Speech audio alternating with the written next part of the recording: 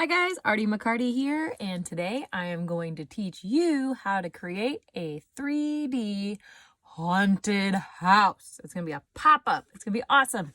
All right, so right now my paper looks weird because I have this weird cutout. But if I open it up, guess what it's going to turn into? Oh, a 3D haunted house. Awesome. A piece of paper. You can use any kind of paper at home. The thicker the better. So printer paper works great and you'll get the assignment done.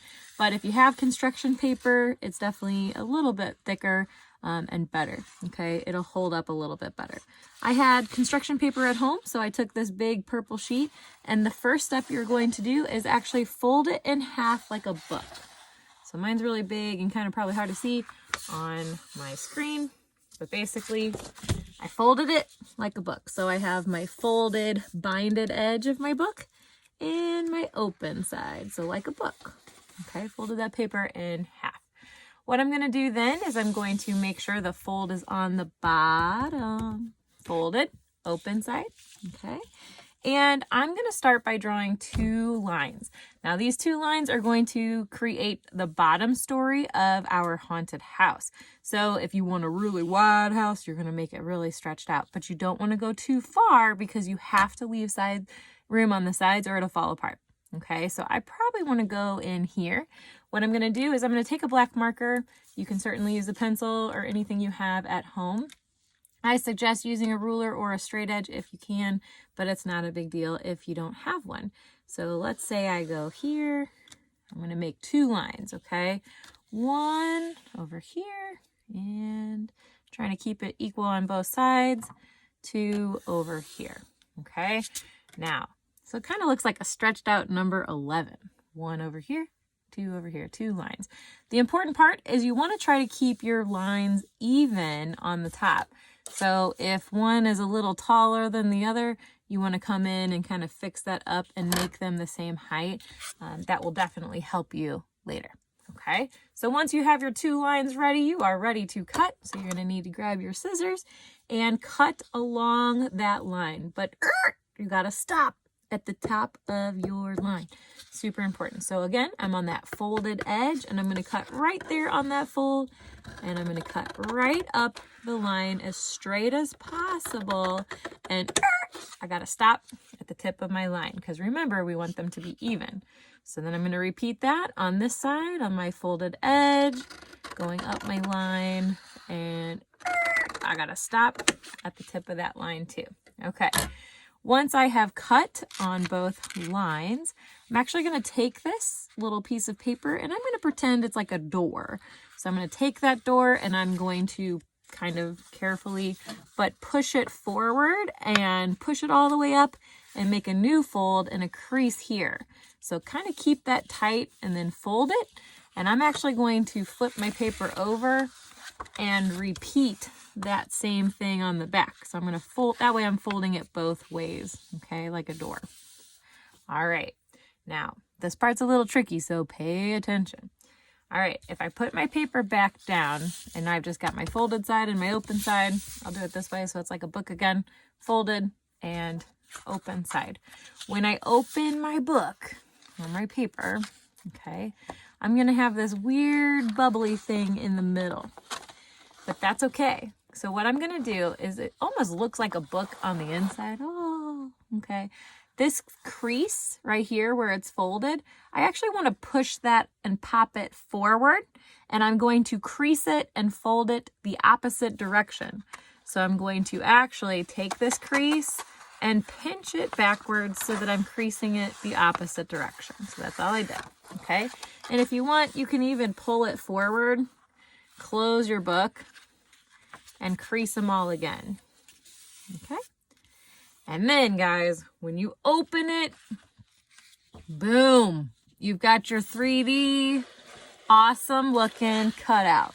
I know that's super hard to see, but now you've got a pop out in the middle of your paper. So this is actually going to serve as that bottom part of our haunted house. Okay, so if this was mine, we just made this section right here. If you want to learn how to do the top part, that's awesome. But you certainly don't have to have the next story. Okay, so if you want the second story, just close it up just like normal, and you're actually going to add 2 lines up top, come in a little bit. So from this fold right here, again, making your lines even on the top, try to keep them even on both sides. Mine is not perfect. When I push my little insert upward and it looks like this again, I'm only going to cut on that top one. So I actually have 2 folds this time, okay, because that inside piece is folded forward. So what I'm going to do is I'm going to take my scissors and I'm going to cut only on this top layer, not this one, but only on this top layer. And I'm going to cut through my fold, boop, and stop at the top of my line. Boop. Okay. And I'm going to repeat the same process I did before. Okay. So now I'm going to take it like a door, and I'm going to flip it this way, and I'm going to flip it the other way, crease it both ways. And then when I open my house, I just have to pull it forward, crease it the opposite directions, right? Sometimes you might have to do multiple creasing. And then boom diggity, I have a 2-story pop-up house. Awesome.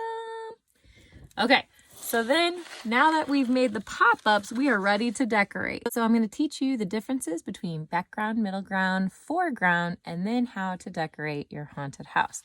So when you open it up, you can see that this part back at the top of your paper, so when you lay it flat, the top section, so from the crease of your original fold, like the half part of your paper and up, is actually the background. So you can see that's where I added my spooky trees, an owl, my moonlight, and some scary clouds. You could throw some bats back there or flying witches, however you choose. And that would be the background because it's in the back. Then we would say that the top story is probably our middle ground, for sure. And then possibly our house would be our middle ground as well, especially if you've added some gravestones or things in front, like we said earlier. However, this is technically your middle ground, and then the bottom part of your paper, the bottom half, is your actual ground. So your grass, your sidewalk, or whatever you've decided to add here. So in your foreground down here, if you wanted to add some cute little tombstones or something, you certainly could. You could take some white paper. I have some gray construction paper here, so what I could do is I could make a little tombstone. I could say rest in peace and put a funny name on there or something. Now, if this is the bottom of my tombstone, you could even put some little grass or a zombie hand coming out of the grass.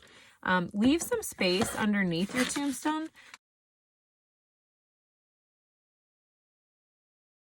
What you're going to do is you're going to leave a little space and then create a fold. Okay, right here at the bottom of your tombstone, fold it. And then you can put glue on this side and then let it sit, pop, and you made a little pop-up, a 3D little tombstone or grave in your yard. Okay? All right, guys, I hope that you have fun adding some details. So I can't wait to see your 3D pop-out creations, learning about foreground, middle ground, and background. I hope you guys have fun. Happy Halloween.